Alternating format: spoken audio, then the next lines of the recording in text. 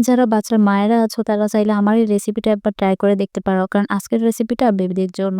রেসিপিটা ট্রাই করে যদি তোমাদের বেবিরা এটা পছন্দ করে তাহলে তো আমাকে অবশ্যই ধন্যবাদ দিবে। আর যদি না খায়, না খেলে আর কি করবে? ফেলে দিবে। কারণ তারা তো ভিআইপি পারসন। তাদেরকে ১০ টা আইটেম যদি রেডি করে দেওয়া হয় তারা খাবে ১ টা।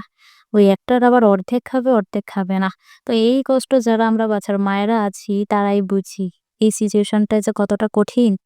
তো যাই হোক, এটা খুবই সহজ একটা স্যুপ রান্না করেছিলাম, ভেজিটেবল উইথ এগ স্যুপ। তো এখানে ১ম এ প্যানে ঘি দিয়ে দিয়েছি আর সামান্য একটু রসুন দিয়ে দিয়েছি। আর কিছুই দেইনি মসলা, জাস্ট ঘির মধ্যে রসুনটা হালকা ভেজে আমি এখানে গাজর আর মিষ্টি আলু দিয়েছি। তো এগুলো কিছুক্ষণ ভেজে তারপর সামান্য পানি দিয়ে দিয়েছি কারণ প্যানে লেগে যাচ্ছিল। এরপর আবার পরিমাণ মতো পানি দিয়ে সিদ্ধ করে নিয়েছি। এটা রান্না করতে খুবই কম সময় লাগে, জাস্ট সবজিটা সিদ্ধ হতে যতক্ষণ টাইম নেয় আরকি। আর এরপর আবার একটা ডিম ভেঙে দিয়ে ঢাকনা দিয়ে কিছুক্ষণ রান্না করেছি। তো লাস্টে এরকম একটা থিকনেস চলে আসবে যখন এটা হয়ে যাবে আরকি। যদি এটা এমন ঘন থাকে তাহলে আর চালের গুঁড়া অথবা কর্নফ্লাওয়ার দেওয়ার দরকার নেই। আর যদি এটা পাতলা থাকে তাহলে চালের গুঁড়া অথবা কর্নফ্লাওয়ারটা দিয়ে দিও।